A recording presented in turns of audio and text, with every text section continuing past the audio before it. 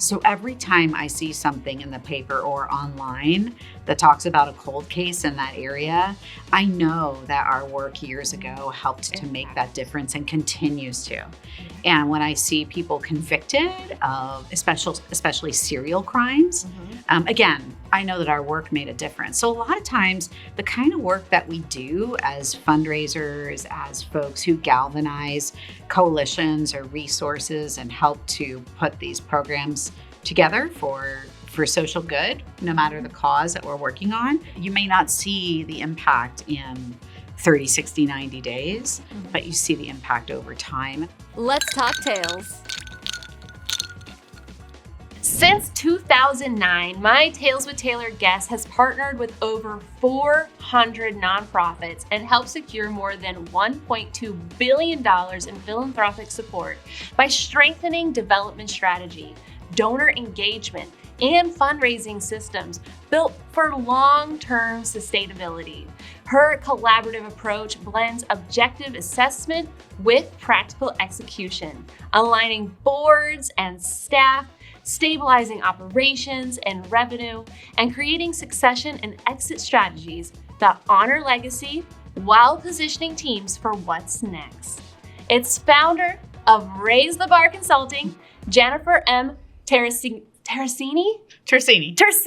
Oh, I thought I was going to nail it, but that's what happens. And we're just going to keep on rolling. How are you doing today? I'm doing great, Taylor. Thank you so much for taking the journey up to me. I know that you normally preside here in Tucson, so I really appreciate you taking the journey. Yeah, well, you know what? I love coming up.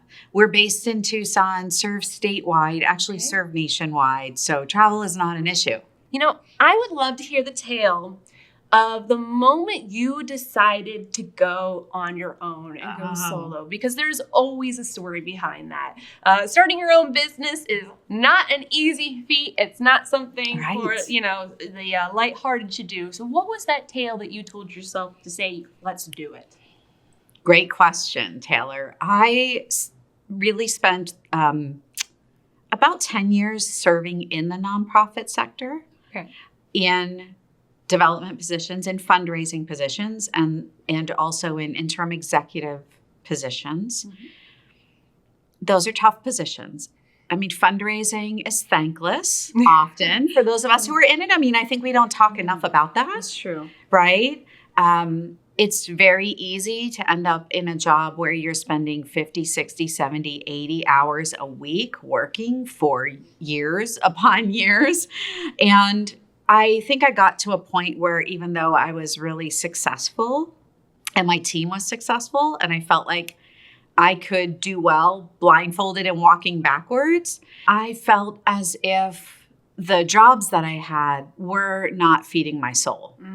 And I thought about it quite a bit. And I thought, how can I serve the sector? How can I do this differently? And how can I model doing it differently? And so I took some time to really think about what it is I would want to do, how I would want to serve the sector.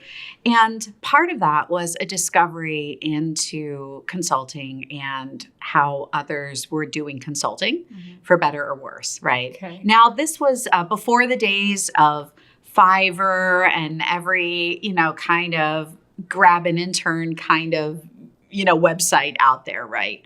And consultants were primarily serving in a strategic space only.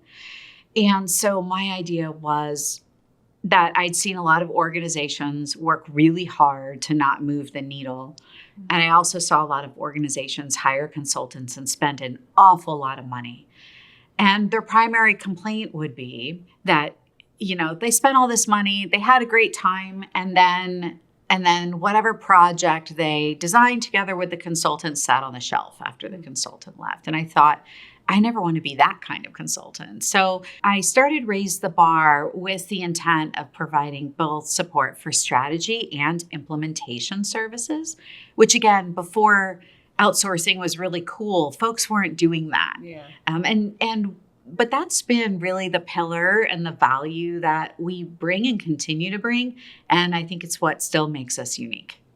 Excellent. Yeah. So I'd love to hear the tale behind your brand development. What made you choose to raise the bar? Is it raising the bar on consulting? And then, I'd love to know more about, your image that you have for your brand. Yeah, that's an interesting question. The name came to me early on, certainly before we started serving any clients.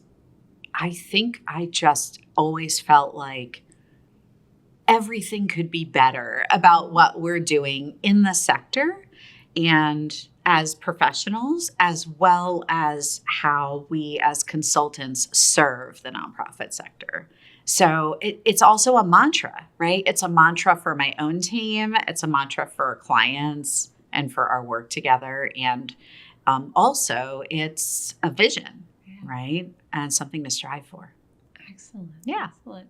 And, what is it about the nonprofit sector in particular that just lights you up? Well, I would say that it's not the sector in and of itself that lights me up as much as it's about my early belief in and commitment to social justice. Okay. And I think that, I'm going to put it out there, I'm totally Gen X. And I think when I was growing up, most of the social justice work was happening in the nonprofit sector. I think things have changed. I think there are certainly companies out there that do great work and are really forward thinking these days in a way that kind of blur the lines between nonprofit versus for-profit. Mm-hmm. But at the time when I was coming up and through, I think I found my place because the values aligned with who I am as a person.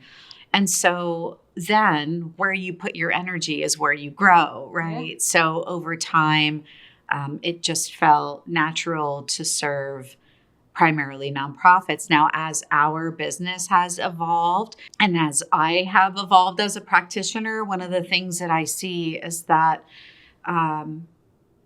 organizations of like size, regardless of tax status, tend to have similar pain points and similar issues.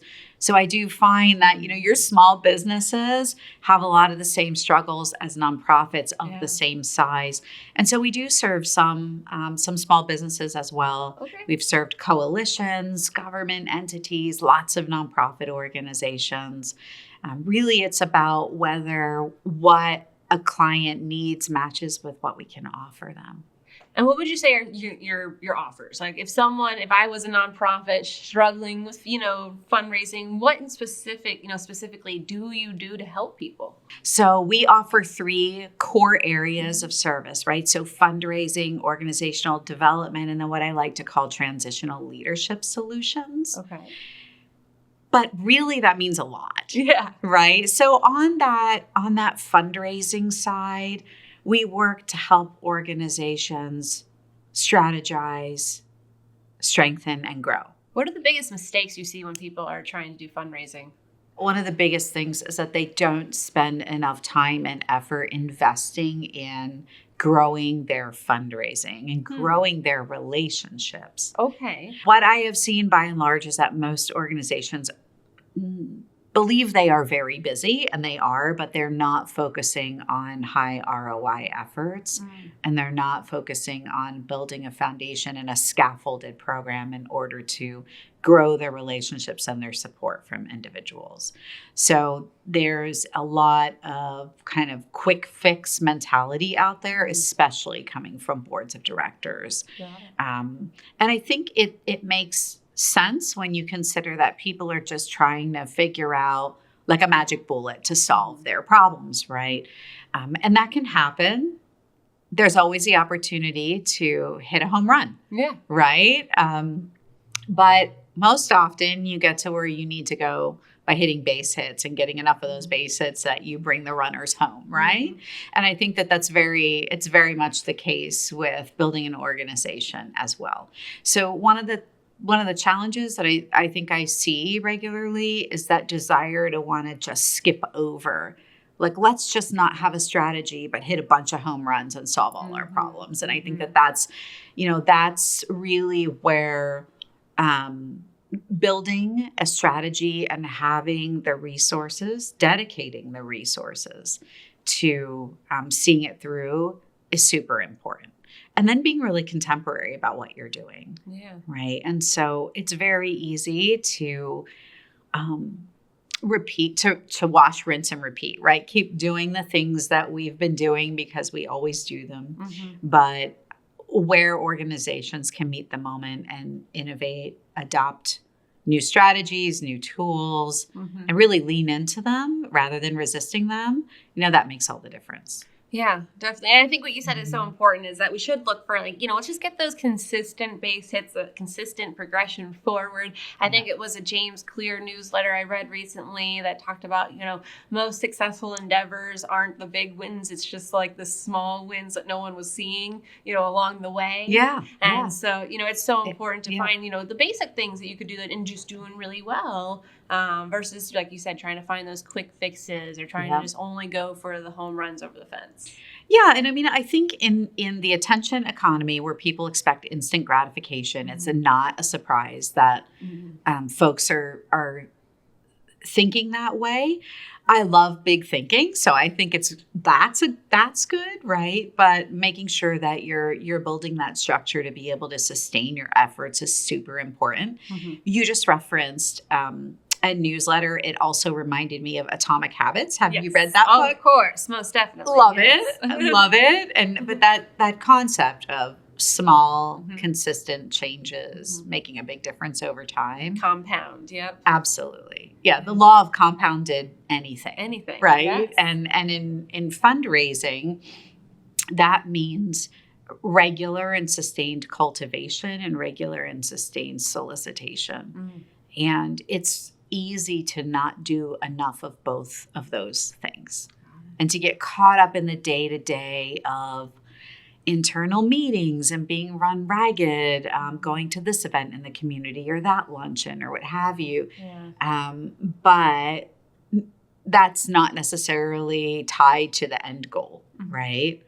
And so I think building those workflows, keeping your eye on the prize for what's important and what your big goals are and how to get there is super important. And that's some of what we do to help organizations. Okay. We serve as consultants. We also serve as fractional development directors, CDOs, fundraisers for organizations. We serve as grant writers. So again, true to our values and the essence of how we were founded and why, we really meet the moment with joining folks as partners, but then also rolling up our sleeves and doing the tactical work to model what needs to happen and functionalize fundraising for organizations we work with. Do you have perhaps a tale of one of your, most memorable wins or an organization you help with fundraising or any big turnaround that you're able to help with an organization? There are plenty. And I think what's difficult is really figuring out which ones to talk about, right? So just shows how many people you've helped. Yeah, absolutely. Absolutely. So one would be helping an all-volunteer organization to build the Chiricahua Astronomy Complex, which is really a unique asset for all of Arizona and the West. So the Chiricahua Mountains are down in southeast Arizona, Cochise County. They have the darkest sky, some of the darkest skies in the world, really next to Chile and Botswana. And this all-volunteer group of Tucson Amateur Astronomy Association wanted to build an astronomy complex where they could bring kids down for educational opportunities and have overnight housing, all volunteer with a budget of almost nothing, really. But also the most amazing volunteer group I think I've ever worked with, because everyone in the group was highly motivated, committed, and educated. And they had most of them are retired scientists, CPAs, professionals who had spent their whole careers, in essence, project managing and moving things to a successful outcome. So they were able to come together as a group and do this well as volunteers. Incredibly difficult for groups to do. Even with the best hearted folks, it's hard. It's like herding cats. setbacks Right. all the time, right? Really difficult to get a big project like that to fruition. So they had been working on this project for a really long time, but were really stuck in what I would call tier one fundraising, like the kinds of things that most people think about when they're not professional fundraisers, right? So trying to like bake sale and raffle yourself Got it. into existence, right? Car And sort of washes. small fundraising, all that kind of Yes. thing. But if you need to raise millions of dollars, you need different strategies, right? So coming together to develop those strategies, create a game plan, re-architect the campaign, train them, prospect for them, and kind of set them loose. They didn't have the resources to fully engage a capital campaign consultant through the entire process. Okay. So they were going to DIY their campaign after a certain amount of time. And it took them a bit of time. Like we scored some big wins initially, and then we set them to fly. Oh. And then when my son was small, so of course I started working with them before I even had my son. And then when my son was small, I got an invitation to the opening. Mm-hmm. So we had raised enough money collectively first with us, and then they continued to be able to build an education center, a huge observation deck. I totally want to check it out. Yes, this sounds amazing. Big telescopes. I mean, they have So some of the cool. largest telescopes in Arizona. It's really amazing. There's also the residences built, so they can have groups out there. They can have school groups out there, which is great because, it's a 2-hour drive from Tucson one way. So Okay. Yeah. practically speaking, you have to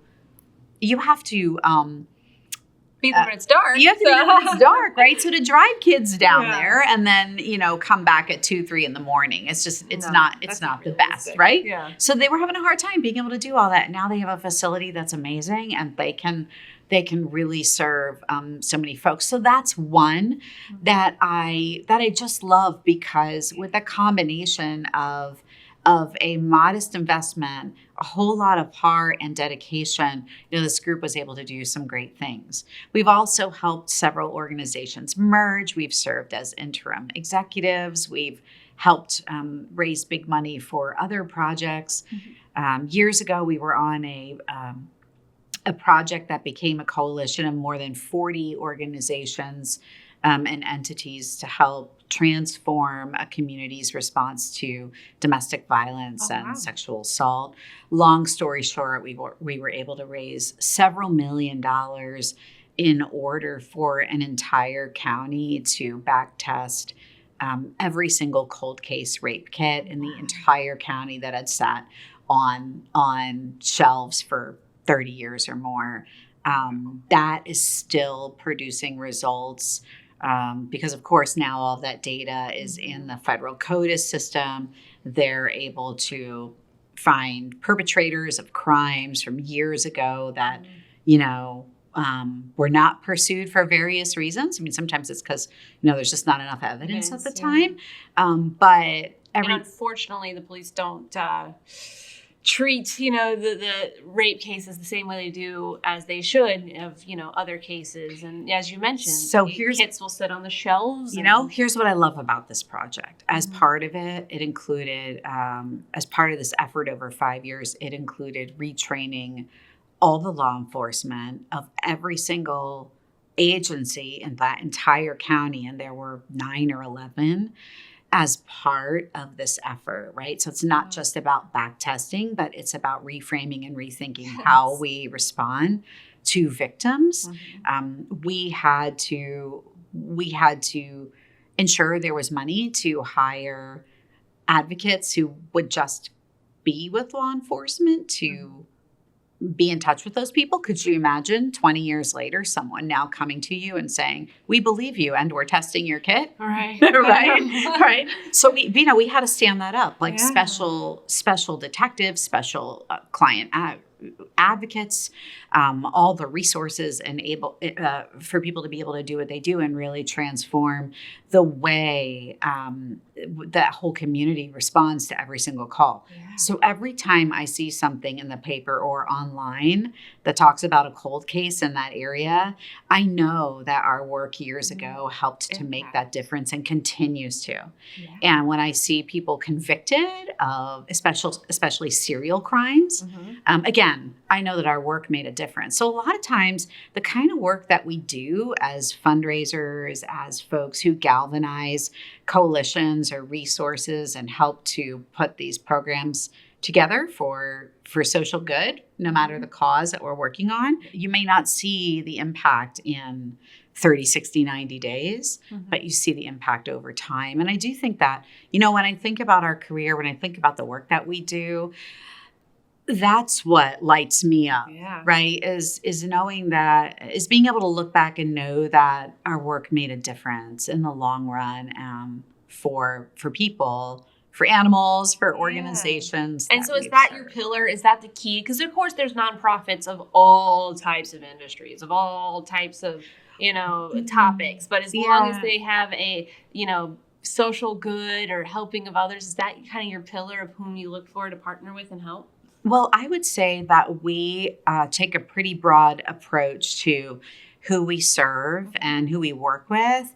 What I find is that the organizations that are most successful are the ones who are fully committed to the project they're seeking help for. And I know that sounds really basic, but there's a difference between a group being all in on what they're doing versus just trying to outsource to someone so they don't have to deal with something. Right? It's a big difference in mindset. We meet organizations where they're at. So, if a group comes in and they just need help with someone taking something off their plate, that's where we start. And then we assess, how we might be able to continue to partner with them in deeper ways. And then there's others who come to us and, they're all in from day one, or they're thinking in a more macro way of the support they need, and we're able to meet them at that point too. Excellent. Yeah. So you mentioned during the, astrology project that you had. Astronomy, sorry. No, it's okay. So you mentioned during your... Things crossed there. Yes, sorry. You mentioned during your astronomy project that you had your young son during that time. Yeah. And so for those who may be watching, how are you able to navigate growing a business and growing a human being at the same time? I think that's a situation a lot of us moms are in. Yeah. Aren't we, Taylor? Yes. I think sometimes I wonder how we all do it. I think you just do it, right? Your multiple things happen in life at the same time, and you've got to meet the moment. And if you're committed to growing your business, it's what you do. Yep. I find I have to compartmentalize a lot, and maybe even more than my comfort zone, right? And I joke around that since I had my son, I can't think in units of more than 30 minutes at a time, right? Like I can't think about what I'm going to be doing in 7 years from now about this or that. I'm like, we got to focus on what I'm getting done right now and today and tomorrow. And I joke about that, but the truth is, like, there's always some longer term plan, right? But I do find that parenting while growing a business does require you to be laser focused on how you utilize your time and operationalize every moment. Yeah. Yeah. Has your son, asked you at all what you do within your business? Has he yet, gotten intrigued into wanting to be a part of it at all or anything like that? My son is so different than me. I think it's a real learning opportunity for me in life. He's very much just minded like his dad, and the kinds of things that they like to do are really completely different than what my day-to-day is. So he asks questions every now and then. He's sort of curious, but he's just not minded like I am. Mm-hmm. Like, he's very interested in like building things, doing things with his hands, and being outdoors, and he's very kind of artistic and creative. That's awesome. And very nonlinear in a lot of ways, you know. Yeah. And kids too. They have this spirit of joy that is infectious, and you want to soak it up. So I feel like I'm on there are parallel paths in my household, and I'm on this one, and sometimes I'm solo on this one. Yeah. Does your husband help you at all in your business, or? I would say generally not. Generally not. He has a business as well. So okay. when we met, we both had our own businesses, and they're both very different. And we do generally tend to stay in our own lanes. Okay. Every now and then we cross over, and we'll certainly support each other in each other's businesses as needed. But we're primarily working our own show every day. That's good. Yeah, it's interesting. It's great for your son to see those dynamics too, of being able to just have your own thing and work it and make that okay. Yeah. Because I don't know, thinking about the dynamics of when, even when I was growing up, it wasn't always such a norm to see your mom being like, working. My mom going back to work was a little different. You're just like, oh, what are you doing going back to work, And so I think it's really great for kids to see, these strong working moms building things and, showing that, we can do it and run a household at the same time. I do feel like parenting is a great lesson in being okay with things being imperfect at times, right? I mean, I think those of us who are high achievers tend to strive toward perfection. And I think you get to a point, especially once you have kids, where you have to be okay with the fact that things are not perfect, like regularly and daily. Compromising. You learn the art of compromise. With yourself. Yes. Right? I mean, so I do feel like it's always a juggling act too. And there are definitely times where maybe I'm missing something, and I have to be okay with that if I'm going to run a business. Yep. Yeah. Most definitely. Yeah. And so I know we mentioned James Clear's book, Atomic Habits. Are there any other tales that have really stuck with you, whether it's just, personally or professionally, that you refer back to, or that you always recommend to people if they're like, hey, what should I read right now, or what should I watch? Well, I love Malcolm Gladwell's the Tipping Point is not new, but all of his series. Most of the best books are not new. I think his series and the books he's written since are really great. There's the tried and true industry, Brene Brown and Adam Grant, and read all those kinds of things as well. I try to keep my clients pretty focused on current trends, rather than the broader sort of philosophers of the work. I read that stuff. Okay.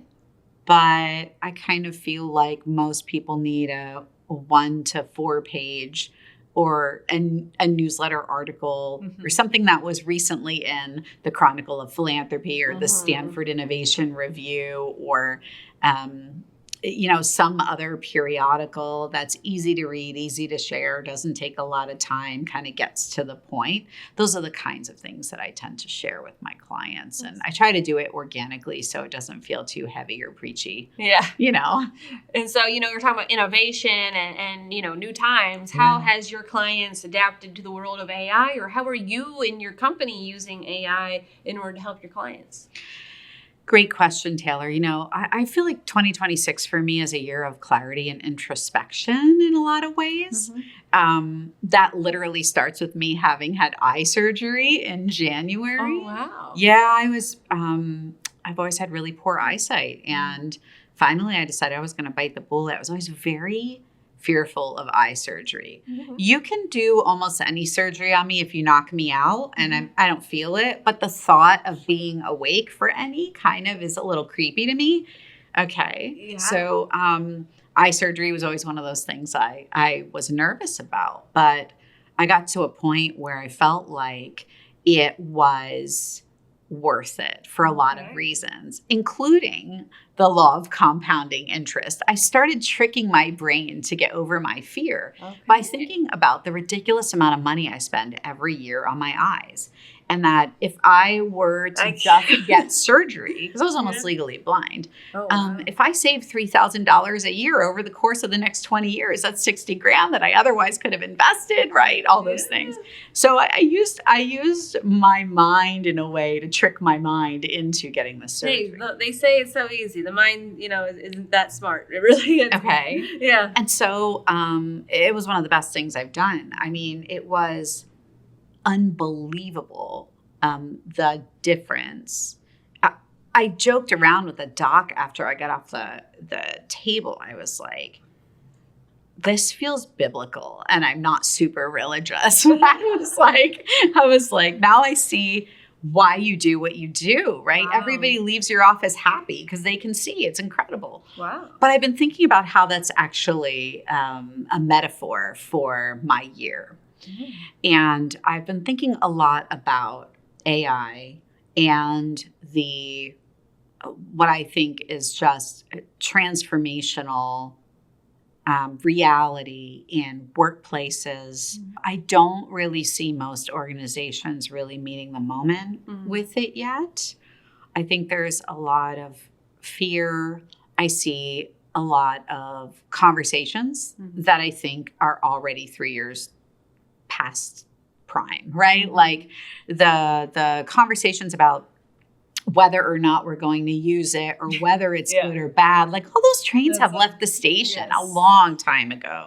And where I see, like the organizations that I see in those spaces are not the ones that are growing or that are innovative. Mm-hmm. And it's not because of whether they use AI or not, it's because of their entire mindset and approach, right?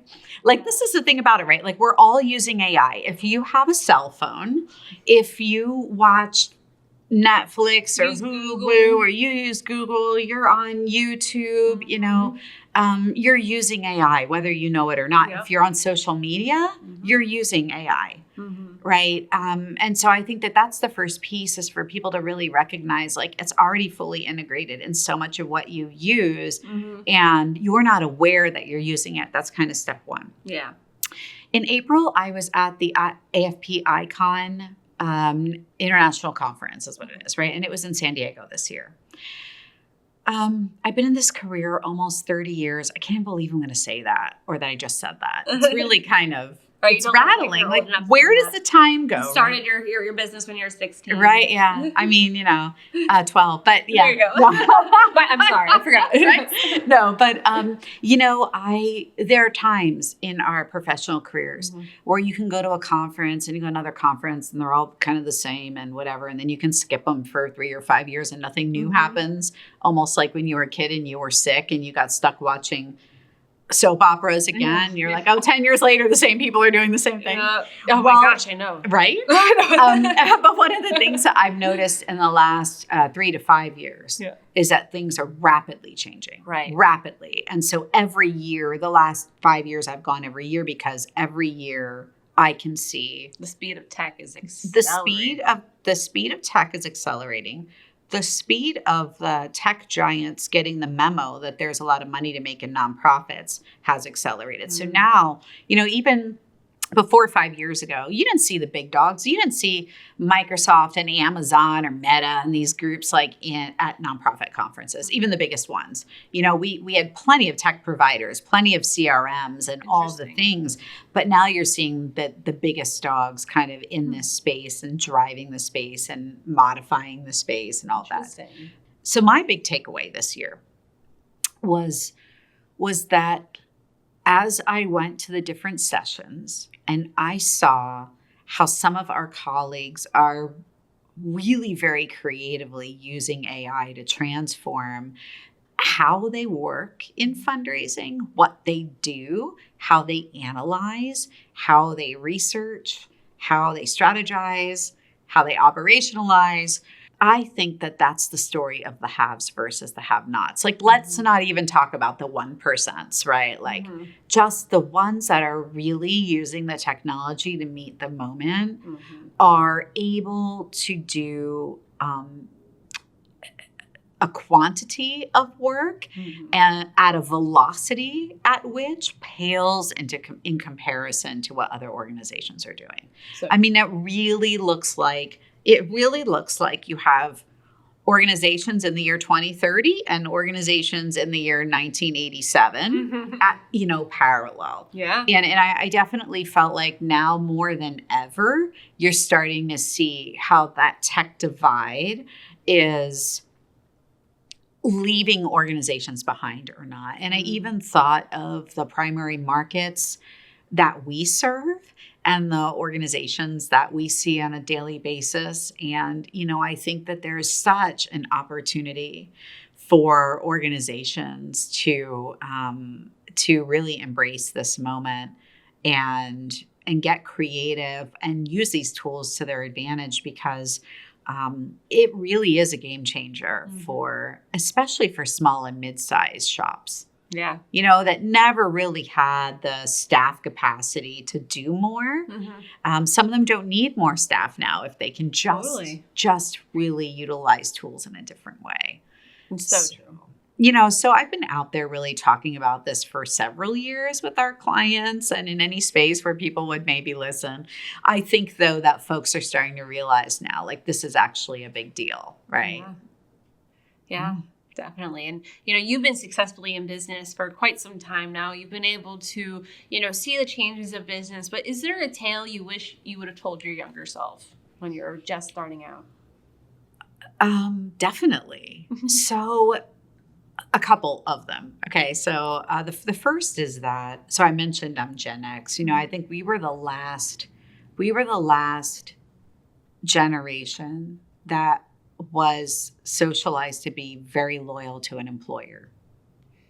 I'm a millennial, so I'm kind of in that mix. My parents were terrified for me when I said I was going to go, because they said the enemy you know is better than the enemy you don't Same know. thing. So, yeah. Well, what I was going to say about it is we were also, I sort of envy millennials a little bit because we were in that teeter. Well, because by the time you guys came around, I think more of the messaging was to put yourself first more and in your own wellness first, where we were pretty much taught that it doesn't matter how miserable you are. You're never supposed to quit your job. Yeah, no, that was the message. Like, you're supposed to absolutely be in a toxic environment until you retire, and that's okay. I was told the enemy you know is better than the enemy you don't know. And so I think I did that. Yeah. And I was very loyal, and I always sort of doubled down on working harder and doing better and trying to finish that last project rather than saying, I've taken this group as far as I can in however many years, and any more of my time invested would not be time well spent for me. So if I could tell my younger self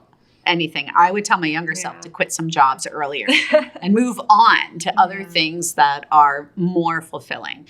I do think that that experience brought me to where I am now, so I am still grateful for it. But that's one big thing. Another would be to surround yourself with people who are supportive of where you want to go. And so to your point, Taylor, when I first started my business, I was really excited about the idea. And I started talking with people in my closest circle. So in my closest circle, that was, certain friends, my family members. I didn't really want to talk outside of that to people. I was still working full time and certainly didn't want certain people to know that I was thinking about making this step yet. I learned a valuable lesson in this. So, of course, talking to a lot of folks in my family or friends, what was really clear to me is that people who had been loyal wage workers their whole lives gave me similar messages to what you received out of loving concern for where I was going to find healthcare or where I was going to find retirement. I was encouraged to stay put. I started realizing that if I wanted to do this, again, how you have to train your mind to play tricks on you, right? To get where you want to go. I started telling folks about this idea who were maybe outside of that immediate circle, but not too far outside. But random people who I wasn't as close to. A financial advisor, my realtor, whatever. And I started realizing that I was getting a lot of positive feedback from those folks. And then so I thought about it and I was like, well, in essence, I'm getting positive feedback from other people who are entrepreneurs or who started their own businesses. Yeah. And so I told myself, I made a decision that I was only going to talk about starting a business with people who had already started a business. Smart. And I was going to reach out to them to ask for advice and guidance on how they did it, what they would recommend to do or not to do, just words of wisdom, nothing heavy, no business plans or anything like that. And it was a valuable lesson in life. So this is another one to share, right? Is to put yourself in the circle of where you want to be and seek out advice from people who have already been there. Mm-hmm. It's easy to not do that. It's easy to want to lean on the folks who you think are closest to you because they care about you. But it was really important that I did that. I think it made the difference between me starting a business or not. 100%. I forget who originally coined it, but they say, you're the average of the 5 people you spend the most time with. And so you're spending the most time with people whom complain or W-2s, whom, are being victim mindset, then unfortunately you're going to kind of gravitate and become somewhat of that, not necessarily entirely, but it's that average versus those who have that entrepreneurial mindset and who have, made mistakes. I can tell you not to do them. Sure, and things of that sort. Yeah. And so, it's so important to, find those who have been where you want to go. Yeah. And then also, I never try to keep people. I do in the sense that I try to, I want my team to be happy and we foster a positive work environment. But when people are ready to leave or when they express that they have a dream, I totally encourage them to do that. That's awesome. And I'm a strong proponent of never trying to keep people, to always encourage people to chase their dreams and to never try to keep them to stay in something. So it's super hard, right? It's super hard as a business owner when you're like, oh, I don't want to lose that person or whatever, right?